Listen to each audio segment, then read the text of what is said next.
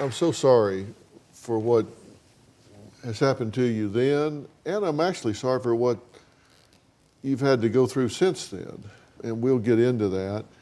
But there's a lot to your story that the public just doesn't know.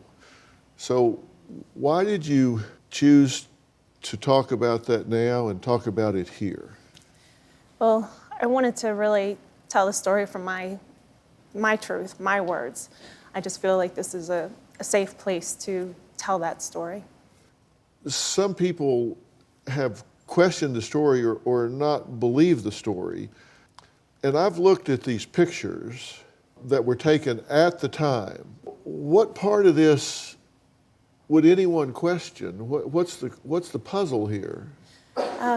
The police in Dominican and the resort have come out to say that I didn't really have any injuries other than some bruising on my face and a broken fingernail, that I was fine. That this was my husband that did this, basically telling everybody that we did this on purpose.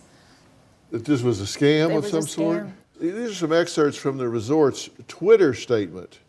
Showed bruises on her face and had a broken fingernail without presenting any other signs of violence on her body, and still being in possession of her purse, cell phone, and other belongings, disclosed her version of the case 4 months after it happened. There are weak points, contradictions, still unanswered questions in this strange and unusual case. How'd you feel when you read that? I felt horrible. I felt nauseated because I couldn't believe the resort would come out and say that. Their management and head of security showed up in the emergency room that I was in. The head of security wouldn't even look at me because I was so bad. You think there may have been more than one assailant? I think so. It felt as if somebody was kicking my head on the left side, but the blows felt like they were coming straight down on my face. So it just felt like there was more than one person. And I know that you were in an altered state of consciousness or unconscious. Do you have a sense that you were sexually assaulted or no? When I came to in I call it the hole because that's what it felt like. One of the things I noticed was some pain, and that was unusual. So I feel that something did happen. We're going to take a break for a second. Tammy's husband says he feels guilty for his wife's brutal attack.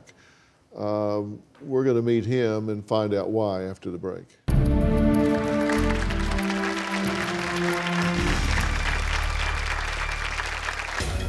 I immediately felt guilt. I started telling her, I'm sorry, I shouldn't let you go. I look at her and see her physically and how well she healed. But I know she's not okay. She knows she's not okay.